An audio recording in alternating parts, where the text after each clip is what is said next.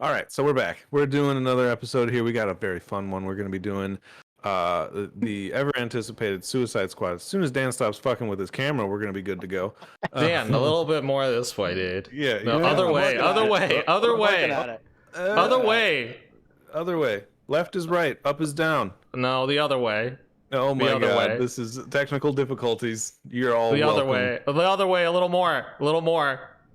Keep going. Just open the Keep going. stream. Why is Keep nobody going. watching? It's All fine. right. Okay. Okay. All right. I guess that's as good as it's gonna get. Yeah, we're good. We're good. All That's right, as so we're good gonna as be it's going gonna over the get. Suicide Squad now that we're ready, and then we got a new episode of What If just dropped last night. We're recording this on Thursday, so What If is fresh in our minds. I think George, when did you watch Suicide Squad? The other night? I watched it yesterday. Yesterday. Dan, your weekender? Yeah. Yeah, because we were gonna record earlier, but we wanted to wait for George because we're all good people here. Sure. So, considering I don't think we have too much to say about it. We only talked for an hour and a half on one movie before. Let's let's just jump right into it. I'm gonna go with Dan. What are we talking about? Shut the fuck up. No, seriously, what are we talking about here? Which one of the two? Why am I here? Suicide Squad. Suicide Squad first. All right, let's go. Dan, what do you? Suicidal Squad. I liked it. I felt like I was being trolled for the first 20 minutes of the movie.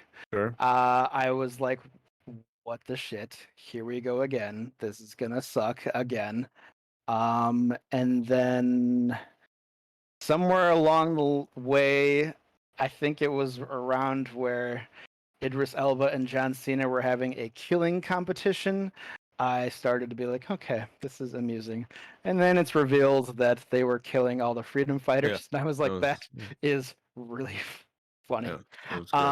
So I kind of felt like it was different. I liked that about it.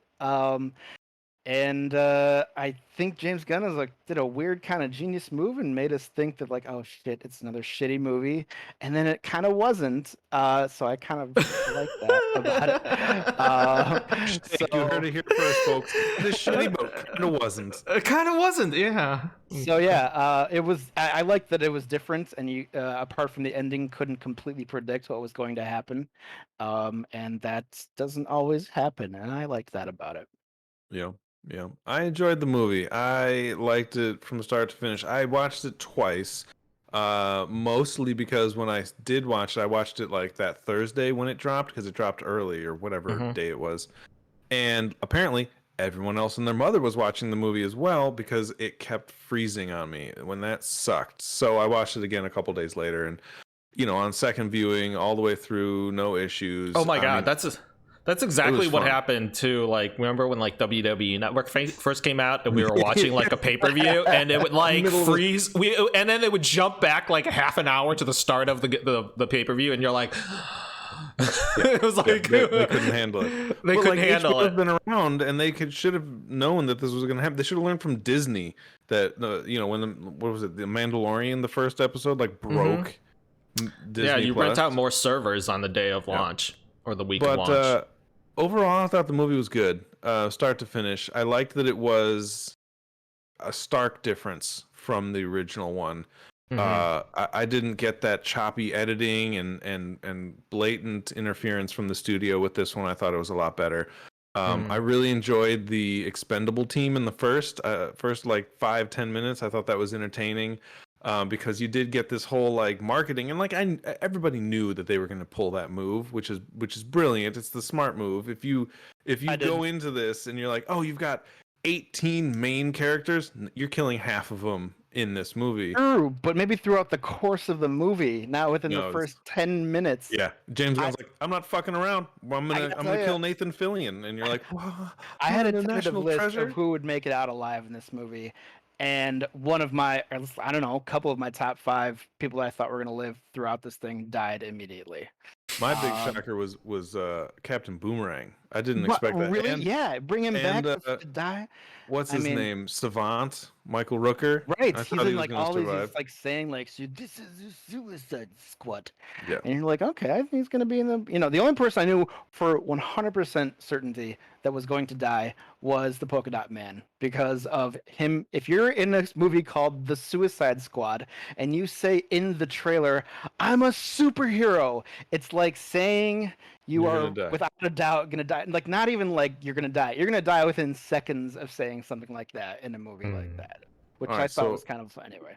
So this brings me to the segment that I'm going to bring up now. This segment is called You George. didn't how ask does me it if I liked it. This is it. This is George's opinion, but it's a segment now. It's called How Does It Compare to Rogue One? How does it compare to Rogue One? Well, it's like DC's version of Rogue One. I mean, you're not supposed to be very God. like invested in any of these people, right? Like, you're not supposed to be really invested in any of these people because they are quote unquote expendable, and that's exactly what Rogue One was. The team of slapped together group of people who kind of made sense and had some little bit of backstory in the universe of Star Wars. Same thing, some backstory. I'm sure some of those characters are real DC characters. Am I wrong? Or yeah, They're right? all real DC. Okay, there you go. characters. Javelin, all the Weasel Boy, all those guys probably have some kind of real DC backstory, but like only super uber nerds would like know and care about it. Like, you know what I'm saying? Or hear I about it. mean, yeah, most of those like Weasel, Javelin, TDK, those are just like you knew they were gonna die. You're like, you're Right. gonna die. Yeah. So because they're nobodies. But like Mongal, I think that was a waste. I think she could have been a great character. She's the daughter of Mongol, who was one of like the strongest people in the universe. And I was like, oh, come on, you're just gonna throw. All right, well, whatever. That's This fine. movie might be symbolic of a bigger message in that it's like it's time to just burn everything and start over. Yeah. It's me. The only thing Yeah. worth saving is Margot Robbie's performance as Harley Quinn, because I mean, yeah. through Don't get me every wrong, movie she was in.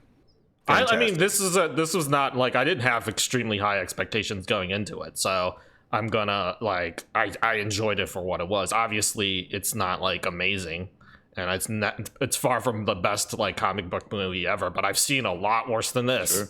I've seen a that's true. lot worse than this, and it's like I'm not expecting it to be amazing. Right, and Well, so my DC, what do you expectations, expect? yeah, I'm not expecting it to be amazing but for a DC film, like a DC Marvel hero, it's like I enjoyed it way more than honestly, I enjoyed it more than Justice League.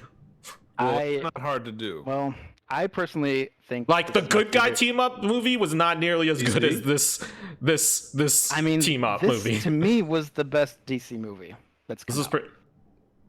I don't mean, know. I mean, is Wonder Woman Hmm. really better than this? Hmm. I don't think so. Wonder Woman was solid, but it was. It was all right. Wonder Woman was good standard, for what it was. Yeah. And like in the kind of the final fight against Ares was. I was Right. like, It's not- just no, might it as well wasn't- been a big sky beam, you know? right, not great. To me, this has enough originality, and like good dialogue and character development Yeah. to put this above anything. This else movie DC's was put out like so it was, far. and it was genuinely it was like it's funny. I laughed. Like there was a lot Yeah. of funny things. Yeah. And Many it's like times. you know who I'm gonna say. You know what it's all about. Like you know stole the the show. breakout star of this film, which I knew coming into it was gonna be him. The only a man matter no of one time. could see. John Cena I is knew a it. talented actor. Yeah. and he He is he's giving good, The man. Rock a He was run for hilarious. his money, dude. he Yeah. absolutely is. It is good. And Also, Just- after seeing Fast 9 too, not that it was like an amazing film and he did great, but wanna also see it. seeing that, you know what I'm saying? did Like, you see it? Dan says he didn't see it, right? I didn't see it. Couldn't No, see I it watched it. either. He We can did good spoil for what it, he like for the character that they gave him. He did good. He is like refining spoils. his acting chops, and he is now like comedic gold ever since whatever that movie where he was like the parent. Oh, and he, right. That movie was Clockblockers? fucking hilarious. Clockblockers? Clockblockers? Blockers. Yeah, ever since then, he's like been on freaking fire on the comedy realm. Like his so comedic solid. timing is like really good now. And you know, like one of my favorite scenes, of course, is the part where they're like, "Oh, am I allowed to spoil Suicide Squad?" Yeah, right. Yeah, Because we're yeah, talking full about spoiler. one of my favorite Spoiler. screens. Give It was John Cena. Give everybody like 5 seconds. Okay, you got 5 seconds. Here we go. Wait. Anybody who's gonna listen, spoilers. Move on. Come back All right. later. His Hang on. breakout scene is the part where they're like storming into like the little encampment of the rebels, and like his one move is like the part where he's got the knife and he's like stabbing the dude who's Yeah, sleeping like that 50 was- times. Like, you know, and they're like That doing was this very kill funny. off, show off like thing, which is with like, what's his face from, you know, from. I mean, we haven't even talking about the best part, which is guys, as wrestling fans, we finally got our full-fledged John Cena heel turn, and it Oh. was unexpected. It was Even fully more, expected. even yeah, not to me. I don't know what's up. I not only was I blown away, I was blown away at the death of Rick Flag. I don't know what his deal is in the comics. He was number 2 on my list of most likely to survive. Oh I yeah. thought if there are future movies, he's going to be heading this up. That I actually got a little verklempt at the death of Rick Flag because it was so unexpected Yeah. and it was good. And for that brief, even this is jumping way far ahead at the post-credit scene, for a brief second you think, "Oh, he's alive," but it's not, and it's John Cena's character. Yeah. Yeah.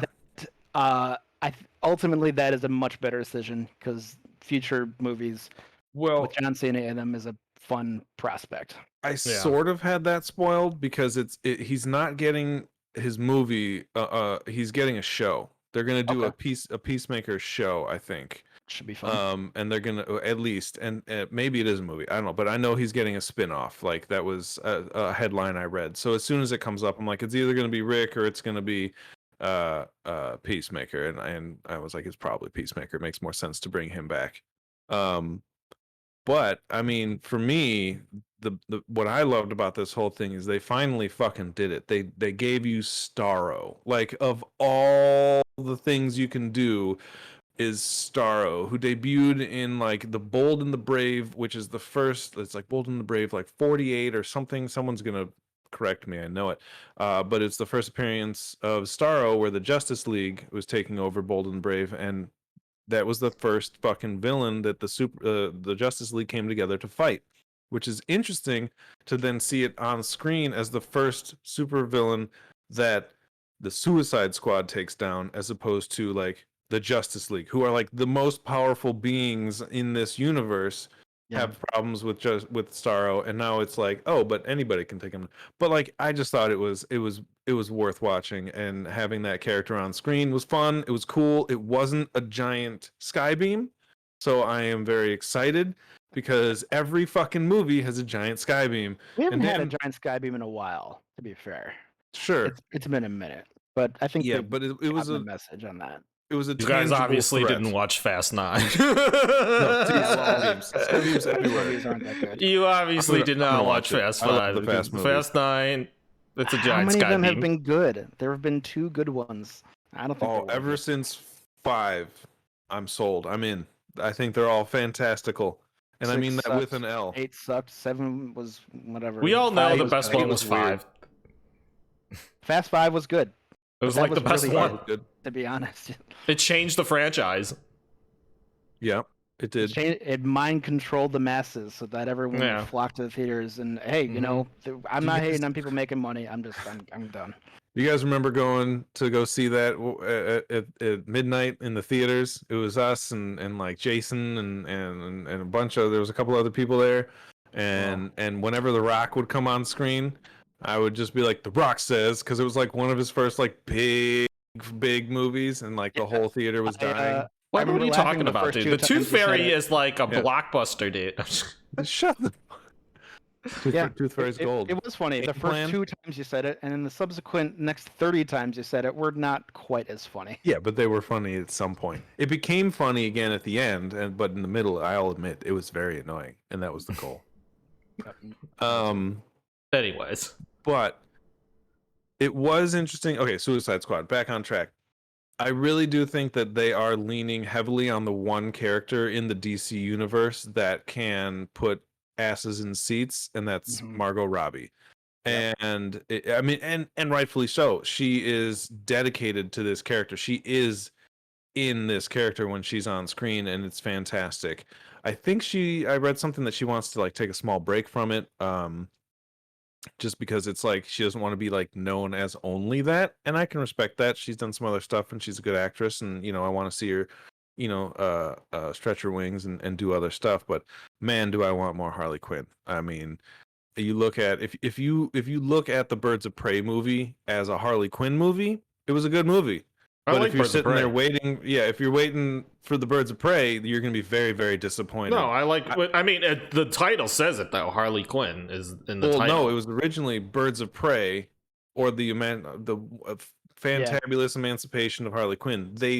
What happened was once they released the movie, theaters were like, well, this isn't actually. So the theater got the authority to go ahead and on the marquee write Harley Quinn and the Birds of Prey, which is a more accurate title. If you do Harley Quinn and the Birds of Prey, cool, I'm all for it. I enjoyed it. Just regardless, it's a great movie. I enjoyed it. her Birds of Prey movie. I thought that was good. I liked it better than the first Suicide Squad. Yeah, I mean, I like everything better than the first Suicide Squad. I like Justice League more than I like the first. No, I don't. I don't like Justice League more than I like I'd rather watch the first Suicide Squad over Justice League. Okay, but I am exceptionally harsh on like all DC movies other than like Shazam. I liked Aquaman. I mean, it is what it is. It's not like the best movie in the world. It's fun. There's cool action. I liked Wonder Woman. Wonder Woman 84 was a train wreck. But yeah, I'm harsh on all of them, but I still enjoyed the Suicide Squad more than Justice League. Yeah. I don't know. Any more final thoughts on Suicide Squad? Other than I think we all liked it for once, and nobody here is like a lot of weird choices. What was up with Starro's eye being a fucking swimming pool? I don't. Well, there was some very artsy scenes where it's like she's fighting and it's cartoony and things like that. Like, I mean, that was like cool. Just kind of like I was just a little confused. Yeah, but I get it. The part she's in the hallway and like flowers are flying out from everywhere. Yeah. It was cool. I mean, it was whatever. It's a fun effect. You're just like, oh, okay, like a full blown acid trip. It's fine. Right. Just go with it. Yeah. I mean, what can I say? They got me. I can't believe they killed so many people. I can't believe the Weasel survived. That was weird. I can't believe Rick Flag died. I knew the Weasel was going to survive. I knew he was not really dead. I was like, this guy's. It was a good little moment where they're like, "Did anybody check if the Weasel could swim?" Like, I thought that was funny. It was funny. It was a good little moment. I wasn't there yet. I was still like.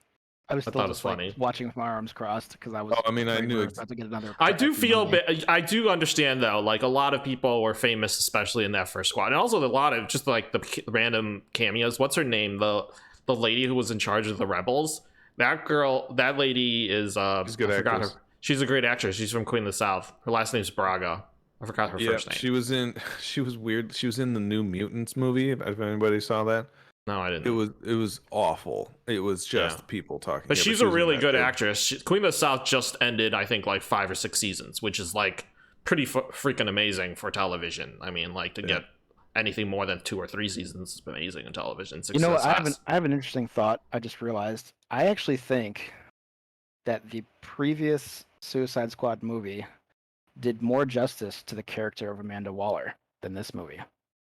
This movie, she was a glorified office worker who somehow allowed Idris Elba to just waltz into the room as a prisoner. Don't know how that happened, and also just like completely let go, or seemingly let go, the fact that someone like knocked her out and hijacked her mission, which is very not like Amanda Waller, who's supposed to be one of the biggest badasses in the DC universe. She had me up until she started yelling at everybody. Like, I'm okay with the letting the guy walk into the room, because I'm like, that's part of her plan. She needs him here to then be like, oh, your kid and all this stuff and blah blah blah. Like, I thought that was fine, but like once she starts like yelling at Savant, like, Savant, get the fuck, but like I'm just like, Waller is a little bit more calculated than that to just lose her cool at some guy. I'm gonna say that I do not expect Viola Davis really did any fucking research on this. She probably did not fucking care. I don't know. She seemed so going much into the first calm. one. Yeah, I think she was so much more collected in the other one, which is like,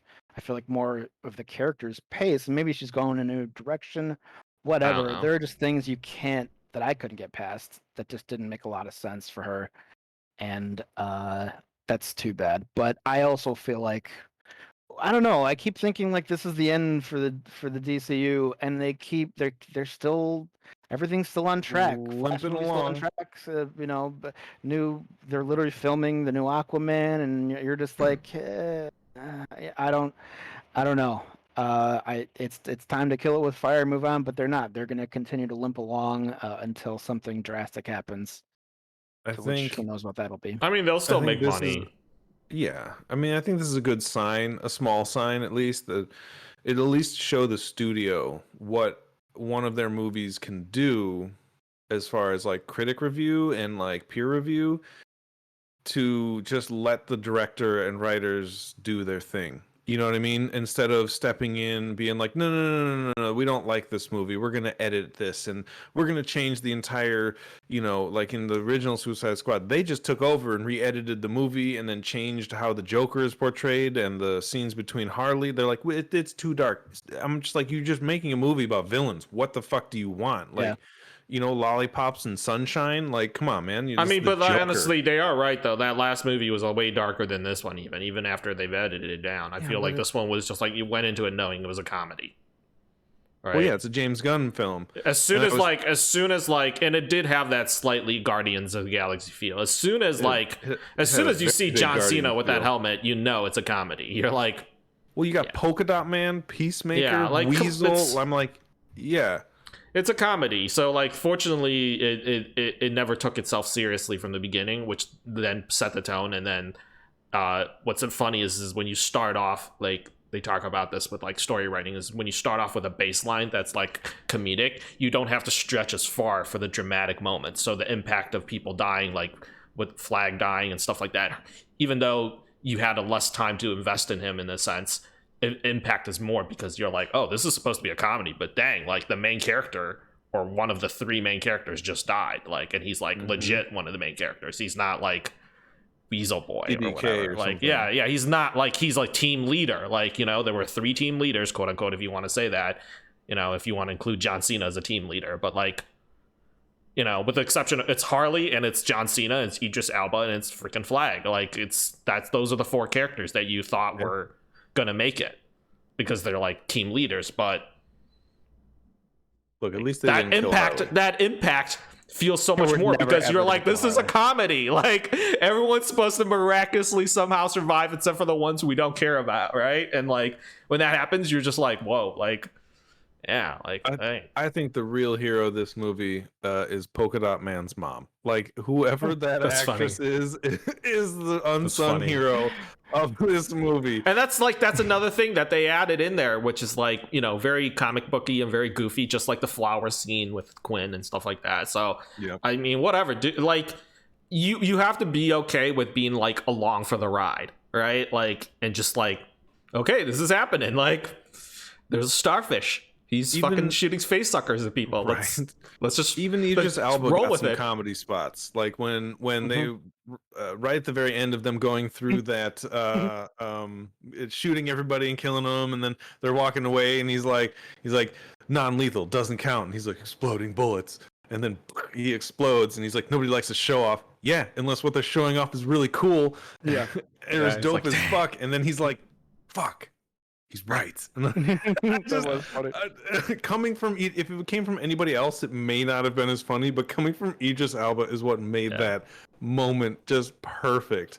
And then when with Harley Quinn being like, "Great job, Milton," he's like, "It's not my name. It's not my name." Who's Milton? It was that dude that died. literally just had a conversation about this. Poor fucking Milton.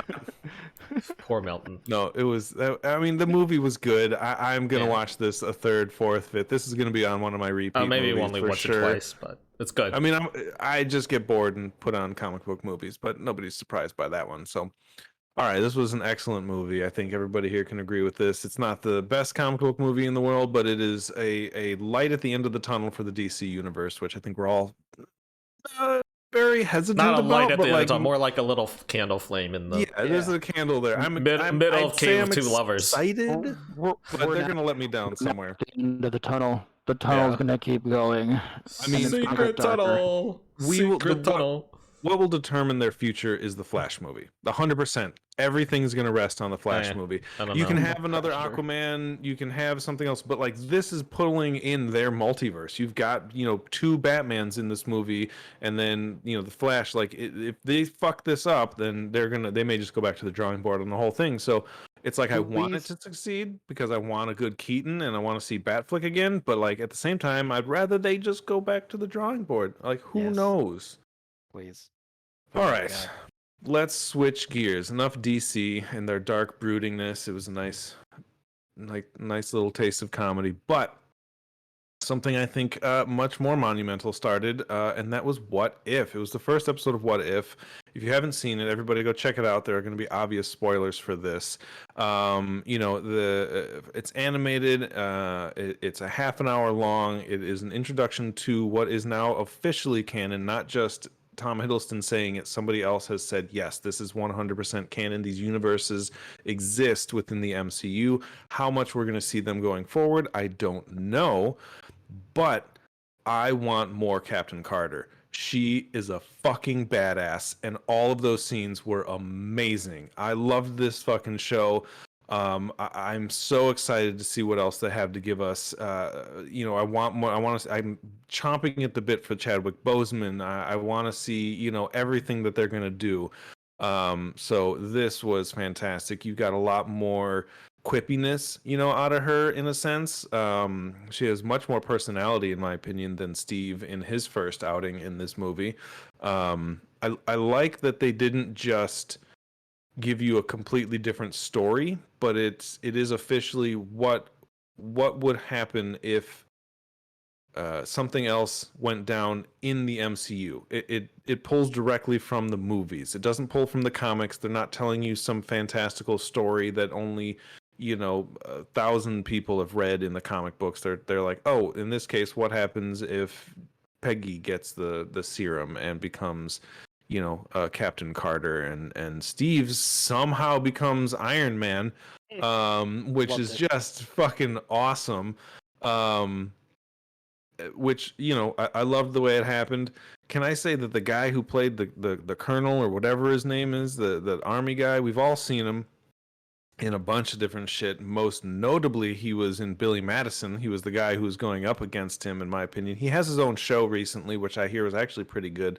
He plays a villain perfectly. Or not even a villain, just an antagonist. Somebody you're going to fucking hate perfectly in everything he does. And it was great that they cast him in it, and he did fantastic. So it was cool hearing, all the voices come back. I wish that it was oh my god, the voice of the Red Skull.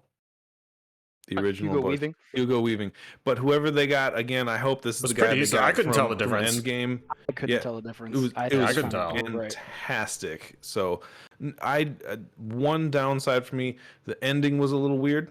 That was all, really. I kind of wanted something with a little bit more oomph to it, but I'm fine with it. Maybe they come back in the end. Maybe What If has like a little multiverse moment at the end of the new Avengers in that universe to fight something. Maybe they all tie together. I don't know if they do. I hope or they not. do. I think that's the idea. I don't know. George, what do you think? I have been Well said. a fan of Haley Atwell since like the first one. Like I know, and like admittedly the studio has always felt that they had an untapped talent in her, and that's why they gave her that I don't know if you guys have ever seen it, the short little like Marvel one shots. shot? Yeah, that's what they're called. That's why they gave her the one shot to see. It was essentially a backdoor pilot into seeing if they would ever do Agent Carter, which they ran for like 2 or 3 seasons, which I don't know if it's still considered canon in the MCU, especially after all the time travel stuff. None of the shows are considered canon. Like which is like a heartbreaking kind of. But Agent Carter was like a really great show. She's like, Haley Atwell's a wonderful actress. She's always been underutilized and underrated, and like I feel like Agent Carter never got the justice she deserved in many ways. Like, and even though she did have a show, like the show kind of just ended abruptly rather. you know, it just got canceled due to like low ratings. This is like great to see like the twist on it. As a fashion side note, is that a while ago, I would say up until like 20 years ago, 30 years ago, it was very like kind of taboo to wear the British flag like as like fashion. Like it still is. It's still very taboo. The only reason why, the only reason why it's become more possible in modern fashion is because of Jerry Halliwell from the Spice Girls. She is the icon in the 90s who put on that there's that one big performance where she came out and it was literally tea cozies that she made a dress out of that were, you know, the British flag. And ever since then, it's become so much more iconic and so much more patriotic for British people to wear it. But for a while, that was not a thing that people did. So, I mean, it's written that we're not supposed to do that here in this country. Yeah, you're technically not supposed. It's considered it's considered like, you know, it's considered quote unquote like flag burning. But people still wear. Nobody got the message. People still wear American flag bikinis, so that doesn't matter, you know, and no one's ever complained about that, right? So that's a total different thing. But I think what's amazing about it is that like she finally gets her due in this episode, and from what I hear, if anyone is ever going to show up IRL out of this What If series, she's the first one on the list. Like Marvel owes it to her in so many ways, and the people upstairs know that there's like a push for her to come back into the films. Like they've been talking about it for a long time. Hayley Atwell also was on TikTok before TikTok was a thing. She was on Snapchat before Snapchat was on a thing. She is like a social media darling. She did the lip sync stuff, the lip sync mashups. She had a whole entire like collection and following. She was one of the largest like stars on those lip sync apps because she would be on set like dancing with people on the set of Agent Carter doing like lip sync back. So she's like outside of Marvel, she's already has a huge like fan following because she's one of the few stars in Marvel who actively interacts with her community. Like, you know what I'm saying? She like does stuff with them. So it makes sense. As far as like, I don't know if Dan wants to add anything else. I was going to talk more about like different scenes. So Dan. I was going to say, I don't think George likes Hayley Atwell. Do you think George likes Hayley Atwell? I was going to say there was some great callbacks like add to Tim's point. There were some great callbacks to like MCU stuff. So everyone knows there's like this it's not originally from MCU. MCU obviously stole this shot from a bunch of other films and other TV shows, but there's that famous scene where Edward Norton as Hulk opens his eyes as he's about to turn into the Hulk, and it's like zooms in really close, like up here to his eyes, you know what I'm talking about? And he opens up, it's like an eye of panic, right? His eyes are like panic and he's about to turn into the Hulk. So from that scene, that shot to Steve when he first gets hit with the serum and Captain America, same shot, same frame, same eyes, like he like opens up really quick, to now Peggy when she gets hit with it, same eyes, same shot, same scene. Like it's beautiful to see that like somebody took the time to be like, yo, we're gonna do that same shot but in like an animated form, and the like callback on that is like that's some next level shit that like I think only maybe like cinematic film buffs might like really enjoy, because that obviously is seen in a lot of other movies. Avatar, Lost, like all of these other movies have that same scene and same shot, and it's like it's a very old technique, that an old shot that's done in like film history buffs will study that shot. But I love the fact that they decided to do that in an animated like version of that, and it really like you may not know that, but unconsciously you like recognize that shot from several different movies outside of even the Marvel universe. Second scene is the scene where the doors open and it's like it's supposed to be Steve in the front, and then Bucky on the left and the commandos on the back, and then it's like Bucky shooting that pistol, but instead it's like Captain Carter coming out, and it's like that's that little weird switch. You may not know it consciously, but unconsciously you recognize that shot, because that's shot that's like that's the Captain America shot that like in that first movie when he comes out and he's really established and like taking the mantle of like not just being like a fundraiser but also like actual Captain America. So it's like it's beautiful to see them call back to those scenes visually, not just story wise, right? Like, and I think that's what makes it beautiful. Also, of course, beautiful fighting scenes, every one of them. The funny fact that they played the music Like there was a brief moment in Captain America 1 where he does the funny music and he's doing all the promo shows for fundraising and stuff like that. It's funny to see that while during that time in this reality, they play the same type of funny, you know, music, but instead it's like Carter's already like on his way to like her way to destroying stuff, you know, like it's there's so many like comparisons to that first Captain America movie, you know? Yeah. Yeah. I liked it. I just want more. It was good. Yeah. It was Yeah, well she's done. great. The animation is really cool. Yeah. I don't think we've seen anything like the animation before. And it's all good. Yeah. I don't know. I don't have much input. I just want more. Give me more. Give me more. I think there was a lot of what was it? It was a fun little scene. I thought of it when George was talking, and I can't remember it. Just like they're just like little differences, and it's not just like you know, you see the one moment that changes everything, which is, you know, the explosion, and then she hops in, right? That's the big moment of the chain effect. But you They see shot the same... Tommy Lee Jones, which like changes the whole entire like relationship to the SSR to Captain America and Captain Carter, right? Because without Tommy Lee Jones, it's run by douchebag, right? So poor Tommy Lee Jones. Right. Damn it! I wish I remembered what I was going to say. It was a fun little shout out to the movie and just little differences. There's a lot of tongue in cheek in this movie that oh, you almost pulled my arm off, like when Bucky like just little shout outs, right?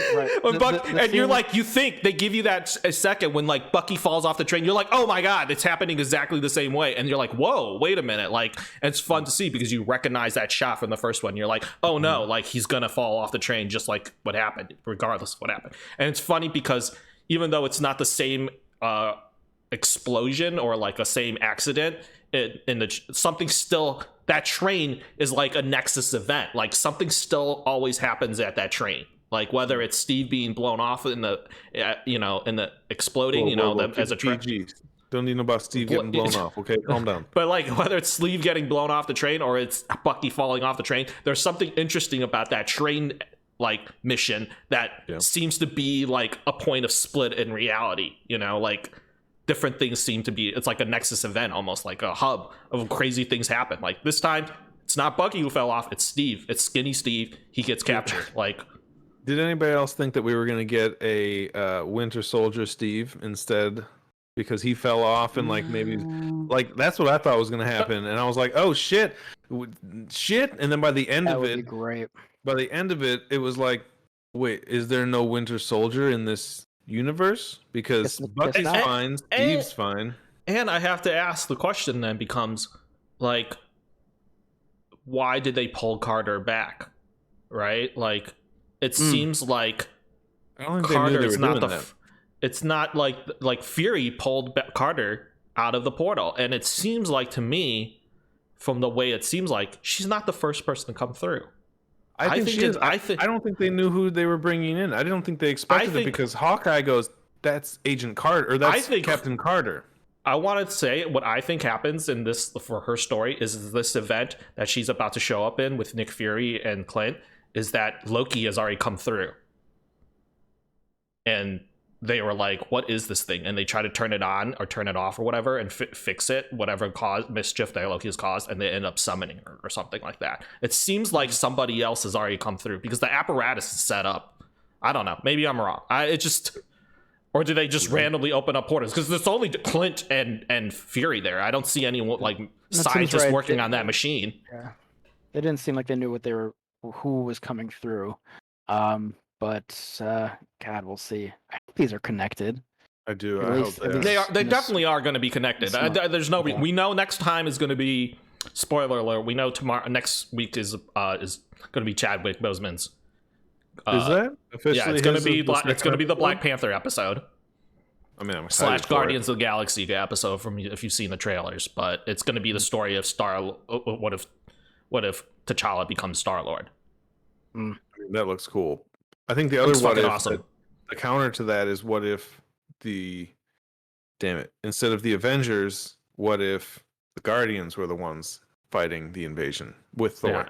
Yeah. And you got, and for anybody who needs like a refresher, I highly recommend Disney Plus also has the Legends series, which shows a lot of the stories of the people that are coming up in the TV series. So it's like it's got a Loki one, it has a Winter Soldier, it has a Falcon one, it has a Zemo one.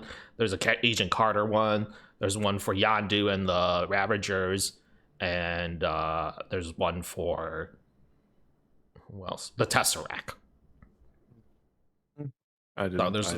Yeah, Marvel Legends. It just shows like clips kind of in the story of all these heroes who are now getting TV shows. It has a Vision and Wanda one too, obviously.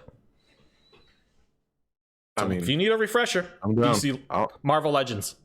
I will check it out. I don't think I need one, but I'll check it out anyway. Man, I don't have a whole lot more. I guess there was. Damn it, I don't remember. I don't know. Does anybody got any more input on What If? Dan, you were relatively quiet. No. Yeah, I don't. It was just I liked seeing it, man, and it was well done. And I don't know. I felt like I felt like a kid again in the theaters, just watching this unfold, and I just wanted more. It was great to see. It was great to see her kind of like experience her powers. Like, wow, that was cool. Like, because Steve had to like literally hit the ground running and had such a serious moment out of the gate with his powers, and it's nice to see her have her fun moment. I don't know. It was good, and I'm really looking forward. They really set a high bar. I'm hoping that the rest of them can stack up. Yeah. And I have to say, like, don't get me wrong, Steve is an amazing fighter, and especially later on down the line, he's a great fighter and whatever. But it almost seems like she was born to do this in many ways. Totally. Like the comfort level that she had with the shield, the way that she fought, and all that style. In a way, she hit the ground running in a way that Steve obviously, because she knew how to fight before she was Captain Carter. Before the serum, she was already a fighter. But now with like that added background and the serum and becoming a super soldier, it seemed like she hit the ground running in a way that even Steve could not, because Steve obviously was just a skinny kid from Brooklyn, and he probably did not have the fighting expertise and experience. He had the fight in him, because he could do this all day. He had the fight in him. He could do it all day, but it's like he didn't have the technique, and he didn't, I doubt he knew how to really fight the way that Peggy probably was trained to as a spy and an agent. So the comfort level she had it seems like going into fighting, and the smoothness, and it was like pure ballet. It was a beautiful dance the way she fought in a way that I feel like I never saw Steve do. Maybe it's just because it's animated. She even in the middle of it was like picks up the shield after beating the hell out of someone and was like, "Where have you been all my life?" And like it really did flow. And like maybe it never would have happened in IRL, but it's like just the fun way that she had with Steve, with like even the flying scene with the funny music where it's like they're in the air and she's just like essentially she's indestructible. She's just running through like people's cool and it's a funny callback to, again, if you look at the way she does the part where she's just like blowing through all these like planes and stuff like that, and she has the full arms out and whatever. It's a funny same cut, same scene, same shot as Captain Marvel, where when she's destroying that final fleet that comes in, and she's like doing all these crazy dances, and she's playing a lot of the same like motions of the body and stuff like that. Look very similar. Yeah, it's very, very similar to that call for Captain Marvel, actually, if you look at those cuts. Just take the animation, put her on top of it, and you save a bunch of money. Yeah. Like they used to do in the old Disney movies. They're learning, how to save all those animation. Let me ask you a question. I'm gonna backtrack here. George or Dan. I think I know where Dan watched it. Dan, George, excuse me. Let me try that all over again. George, did you watch Suicide Squad in theaters or at home? The first one? No, the new one. Oh, at home. We all watched it at home? Yeah. I would have liked to have known what if the theater impacted this movie. After watching it at home, do you think you would have preferred to have seen it in the theater? No. I don't care either way. It wouldn't have mattered. Very quick answer. I don't know. I'd say most of the movie wouldn't have mattered, but probably the scenes with Starro would have been interesting. Cooler. What I would have liked to watch in the theaters is What If. What If? That was my next question. That would be so fucking cool to see. That would be all so of these on fucking the cool to screen. watch. The what if on I the big hope- screen would have been nice. I hope that they can push these, to the, just be like, oh, you know what? Here's the compilation of all of them. Go watch them in theaters after they've released it. Just go watch back to back in I wouldn't be theaters. surprised if Disney did something like that as a special event. I mean, just because people would pay money to do it, and it doesn't cost them that much more to let the people do it. They I'm could a little probably make upset it. with Disney. They're fucking taking all our money. But I'm a little upset with Disney because they basically, not Disney alone, but Disney and HBO, Warner, I guess, are. I like the home releases, but it's hurting movie-going experiences. And this is also to speak on, what's her name, Scarlett Johansson's behalf, who has sued Disney because she's lost out on a lot of money because it's not in a theatrical release. It did okay the first weekend, and then it just plummeted on the second weekend. And then the same kind of thing happened with Suicide Squad. It opened to a very, very poor box office, but a lot of people have seen this movie because they're watching it at home. And, I like the fact to watch it at home now because, I don't know how Chicago's doing, but Austin ain't doing so hot. We are in stage 5 still, and it's not a great time to be going out and doing a whole bunch of shit. So I'm fine watching this stuff at home right now, but like I want to go to a theater and do this and see these things. Like I miss the theater. It was like half the reason I love movies is because my memory of watching the Ninja Turtles for the first time in theaters was so impactful on my life. You see everything's larger than life. Granted, I watched this on like a fairly large 70-inch TV and like nice surround sound speakers. It's just not the same. You know what I mean? You don't have the smell of popcorn. You don't have, I guess that sticky floor feeling has its. You could make your own popcorn. I know, but it's not the same. You don't have that 600-inch screen with the fucking Dolby. Like when I saw People Widow, sitting in your assigned seat. Yeah. People sitting in your assigned seat. When I saw that annoying Widow, person who's got their phone on in the middle of the movie. I mean, you don't get that as much anymore, and you I guys don't know. both know I'm the first person to yell at that motherfucker. I have done it several times and will continue. But well, that's nice of you to yell at Dan, but that's nice of you to yell at him, but You know I don't do that. No. But like I saw it in a Dolby and AMC, and it had like speakers literally all like surrounding the whole theater. Old theaters have like a couple in the front, couple in the back, couple on the side. Yeah. Every single row had its own speaker. I would say insane. It's not. I would say this is not like an issue for like just Marvel or DC or Warner Brothers or Disney. It's like it's an issue for every single theater. They're just adapting to what they know to do, and it's in the end it's like it's a money issue on their end, right? Like there's somebody up there, the bean counter up there, like they all agree, the bean counters and all the industry all agree that this is the move that the studios want to do, right? And so Paramount, Warner Brothers,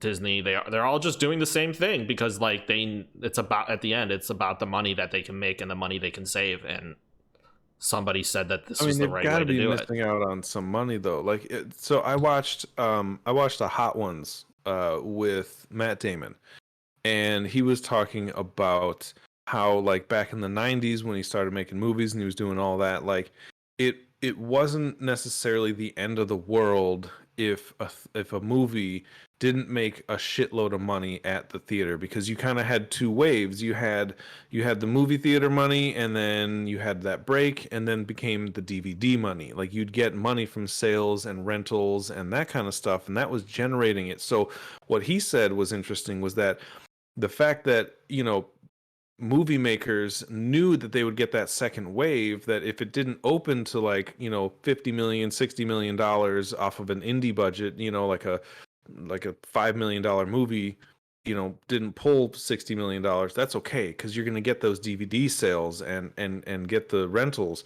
It allowed these people to make the kind of movies that they wanted. They could take that gamble because they knew that someone would buy this movie, somebody would rent this movie, there was extra income coming along the line. And then as soon as streaming came along, yes, you're going to get a little bit of percentage from subscription cost, but like you don't get a lot from this movie being optioned to Netflix or being sent to Amazon. Like if it's not being a paid rental, they're missing out on movies. And so what Damon was saying was that he doesn't, he doesn't get to make or be a part of the type of movies that he used to make, which was those middle of the pack kind of drama movies where it was just a lot of people talking and some stuff happened, but like some of those movies were fantastic. Like the streaming services are cutting out a lot of indie filmmakers. Like, Yeah. There was a movie that I remember watching called damn it, Cashback, I think is what it was called. It was released in like 2007, 2008, right when I started at Blockbuster, and it was this little indie art film about someone I've who heard of worked at a movie at a convenience store overnight and kind of had insomnia, and he started doodling the people that were there, but he created these scenes in his mind and kind of like fell in love with some woman who was a frequent, and like it was super interesting piece, and just the way it kind of unfolded was really neat. But like today that movie's not getting made. Nobody's going to fund this movie because that movie isn't going to make, $30 million at the box office. It's going to make, $500,000, $600,000, and then it's going to get some DVD rentals so that the people making the movie and the people, putting the movie out there will make their money back in DVD rentals. So it is kind of sad. So whenever a movie comes out, like I'm going to go see Suicide Squad in theaters because I want movies and movie theaters to keep having money and keep being able to have us make, have the opportunity to see it so they can make movies that I want to see, not just my big, comic book movies that I love and will watch until the day I die, but I want to give money to the theater so it stays around, so that there is a place for them to go and for us to watch, and not just AMC's. And I'll go to an overpriced movie at a damn it, what's it fucking called? Alamo Draft House, at these little indie theaters and shit like that. I think it's worth doing, and I think honestly, it's a weird situation we're going to be facing sometime soon because a lot of movie theaters closed during the pandemic. Yeah. Well, Godspeed, Sir Slice. Yeah. I commend you because I already felt like things were on the decline for movie theaters, and the pandemic just fast forwarded everything solid decade or two. Yeah. It pains me to say it. I love. I'm with you. I love going to the movies, and Marvel movies have been some serious highlights of my life over the past decade or so, and I don't know if movie theaters are long for this world. Mm-hmm. Especially I go to see IMAX all the time. Those like we only go see movies in IMAX pretty much. That's the only movie. Like, it's amazing. If it's a movie that's not worth going to see in IMAX, he and I probably won't go see it. Like, if I didn't have to drive to South Austin to go to my nearest IMAX, I'd do it. Yeah. But I've at least got a Dolby Cinema, which is like the sound is as good, if not better, than some IMAX theaters. I don't have as big a screen. It doesn't wrap, but I can do what I can. If they made all theaters IMAX theaters, if they made all theaters IMAX theaters or lounge theaters, okay, so like $30 a piece. What are you talking about? My thing is like exactly. My thing is that the problem with it is that like movie theaters, like they're not doing well, as we know, but also like it becomes like not just a money issue for the studio themselves, which I'm sorry to say, you're going to get very little sympathy in like people saying they want like when you say you want the studio to make their money, that's going to fall on deaf ear. The indie studios. I don't mean Warner and all them. Right, but like studios in general, you're just not going to get sympathy from people because the concept is that studios are all loaded. So like the question then becomes like it's a dollar value for like the movie goer as well. It's like I'm paying $15 to go see a movie. More than that now. Yeah, more than that now. But like, let's say I'm paying at least $15 to go see a movie in a movie theater that's crowded, maybe on an opening weekend, and like the experience may not be worth it to me any longer to pay $15 plus to do that. Yeah. I hate to say it. Not to mention, you only get to watch it once. Yeah. If you rent it on Disney Plus, you can watch it as many times as you want. Like it's just like there's so many factors on the fact that you can pause it whenever you want. You don't have nobody coughing with COVID in your face. You know, you can like go pee, you can like eat. It's from the comfort of your home. Not to mention, like you and your family of 5 kids can watch it all at the same time. Like it's just like at the end of the day, it becomes a bottom dollar issue. Take out all the experiences of the theater or home, and take out all those different factors if you want to say that. Even the convenience of watching it at home, the ability to all those things I just listed. Take that all away. The final factor at the end of the day has to be about that bottom dollar for the viewer. Like that trumps any other thing. Yeah. That trumps any other thing. Can we come movie up with a theaters new word aren't the for only Trump, thing, please? Movie theaters aren't the only thing that are going out of business. Also, there's plenty of people who are unemployed, you know, and like $15 an hour for a minimum wage job, and not even in all states, but in, you know, like that's an hour's worth of work to watch one theater movie. Like it's an uphill battle to keep theaters and movies. Now, it is an uphill battle. I don't think that theaters are going to go away. I think they're going to stay because of things like Warner Brothers and Disney and Marvel, like the big studios. They'll be fine. They can, you know, have a shitty opening weekend because they are getting all the money from the streaming that they're getting. You know, HBO Max is going to make up eventually at some point for the lost revenue of Suicide Squad. Disney Plus is going to make up for the revenue of Widow and shit like that. This talk of like death of indie studios, it's not the death of indie studios. It's the death of indie studios in a larger movie theater format. The indie studios then sell their movies now to Netflix and Amazon and all these streaming services. And it's just going to be shown there. And it doesn't cost them as much money. Plus, they don't have to pay to sell it to really, you know, they don't have to try to sell it to the individual theaters as an indie film company. They just deal with a streaming service like Netflix or Amazon. Like they don't, like it becomes, they cut out the extra issue of having to deal with all these movie theaters independently as well as a small, and like the bargaining for them is harder than when they have to deal with all these different theaters. So it's now they just deal with one like streaming service that will release their film for them. So it's like, and it's like, do you really care? Can you really justify spending $15 on a film nowadays that you are just as fine watching at home? Like if it's not a blockbuster film, I can for the most part because I can't. That's just my experience. I'm not going to ask people to do that. Like I can how much of a myself. Big difference for a non-blockbuster like crazy action film? How much more of a big experience difference is it to watch that in a theater than to the film that you were talking about, Cashback? Would it have made that big of a difference to watch that in a DVD format versus a movie theater format? Would you have enjoyed it more?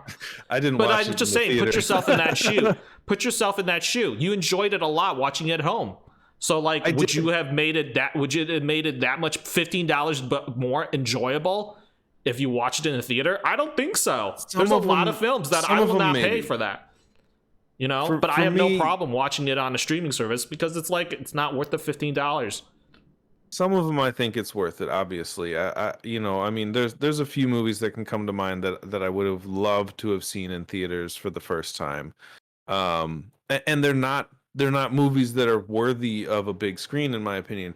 Everybody knows I'm a huge Kevin Smith fan, right? I just will be, and don't care if people don't like him. But like his movie Clerks and Mallrats, like I saw Mallrats in the theaters, you know, and that does not like worthy of the $15 necessarily because it's not a big action movie. There's no elaborate set piece or, you know, costumes or any of this shit. It's just people on screen talking. But like seeing that in the theater surrounded by people who are like diehard fans of that genre or that particular director or have that feeling, like that to me is kind of worth it. You feel the buzz of an audience. Now, in a pandemic time, maybe not. You know, if the fucking country can come to terms and wear masks and be safe and we can all feel a little bit better going outside, yeah, I will want that again. But like, you know, yes, this is a Marvel movie, but I remember going, and was I with you? Was I with one of you when I did the Marvel movie marathon? It was George, wasn't it? Yeah, it was me. And it was long. It was very long. It was 12 hours in the movie theater. But when Avengers came on, it wasn't 12 hours. It was like 6 hours. There was 12 movies. It was 6 hours. It was the first Avenger. It was 6 hours. No, it was about 12 hours because it was 6 movies and they're all about 2 hours long. So it was a minimum of about 12 hours. It was not 12 hours. It was not 12 hours. The point is, we're surrounded by diehard fans, people who want to be here. When you can feel the literal buzz in the room and get goosebumps just from everybody else's reactions to seeing that opening credit of the Marvel movie coming on, like that is a feeling I want. Yeah, like but that's I haven't had that feeling. I didn't get that with Widow. I'm not. You're not going to get that though with a lot of Widow. like. You're not going to get that a lot with non-blockbuster films. That's the problem. Is like you're not going to have that same justification. Yeah, there might be that some at the like, end. there of, might like, not, there Black might be Swan. some niche groups of people who are like diehard Kevin Smith fans. But let's be honest, like even we're before very the niche. pandemic, if you went to see like a movie that was a Kevin Smith, like it's not packing. Like unless it's opening night, you're not packing that fucking theater. You're not Like packing it. regardless, with how many Kevin Smith fans at its height, you're still not going to pack the theater after opening weekend. Like that's just the mass reality of it. So that buzz is fleeting, and it's only if you go opening night, which I can argue also with films like that. Like back then, you didn't really have a choice as to when. Where would you put these? Where would you put these hard. dramas? Both of you, like There Will Be Blood, No Country for Old Men, things that have been up for like Best Picture and stuff like that. There was that movie, and I can't remember what it's called, and I feel terrible for remembering it, not remembering it. But it was about all the black women who worked in NASA to get the Hidden Figures. Hidden Figures. Like these movies, they don't have a lot of like the typical action and that kind of stuff. Yeah. I saw all those movies in theaters, and I'm I okay feel not seeing them in theaters. that they were. I was better off enjoying the like Hidden Figures in theaters. I think it was an excellent movie to see on the big screen because it captured. You're in. I think I this saw it more. on the big screen too, actually. You feel it more for me when you're in a theater. You're in there. You're like part of it because it's so big. It's larger than life. All these characters mean a little bit more to me. Like, yes, I'm still gonna feel that when I watch it at home, but like that first movie viewing experience in the theaters is, for most movies that you want to see, regardless of the genre or whatever. I think it's very worth it. I think they can have my money. We all know they're gonna get it, but I don't know. We went on a very, very far tangent from Marvel movies and What If. I'm trying and to think of the Suicide last Squad. time I experienced something of like of what you're talking about. It wasn't a Marvel movie. Yeah, obviously, Endgame aside, which is probably the greatest experience in a movie theater I think I've had. Yeah, Just it's being probably surrounded one by, I'm being surrounded by fans. I was with Merch. I was there. Dude, I was losing my mind. The two of us sitting next to each other. The assemble, the People the cheering. Mjolnir, the Cap when Cap got Ooh. Mjolnir. Oh, the chills. But The crowd literally when they did the time jump and the thing and the missions are ready and the helmets went on, the crowd in that theater was like you could feel it shaking. There was cheering because like you knew you're like, this is the beginning of the movie now. Like we saw, that's nothing. Like the movie now has begun, and you could feel like the whole entire crowd cheering. And I definitely understand that. My question is, you're not gonna find that like almost with any other type of like. It seems like that's like a very rare moment, and also like it requires Endgame was just the right amount of things. But even like if you talk about that, like you want to say that even like with Star Wars, like Force Unleashed, and like all these other big franchises that have like a following of generations of fans and stuff like that, that's such a small little like portion of like the large, like it's such a fleeting thing. And then the question also becomes like, you're only gonna get that experience maybe on that like first opening night, or like what I'm saying, like first weekend. You're only gonna have that kind of crowd feeling, and then after it's been out 2-3 weeks and the theater's not as packed, like it's just it'll lose that fervor that you find in the theater. Yeah, I don't know. In the end, it's about do you feel like that experience is worth your $15. Yeah, that's true. And to each their own. So, all right, we've been going on for a while here. Any last thoughts? I don't know. That's it. All right. Well, as always, give yourself a shout out. Where can they find you? Come on, tell me, George. Drop it every time. I know it's your stream that everybody's watching right now, but when I put this on YouTube, where can they find you? GJC. G Across is almost GJC 327 every platform. So much enthusiasm. Even Dan. OnlyFans. I'm just kidding. Oh my god.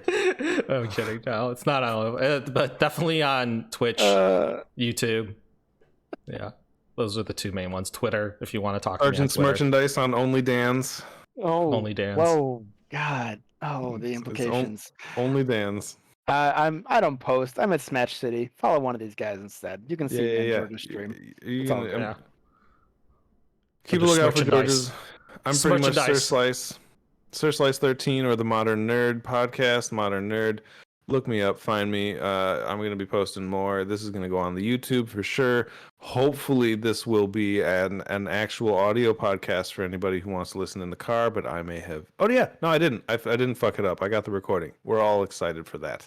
It was quite a journey. If you guys could have heard the pre to this show, it would have been very entertaining. Oh, they heard it.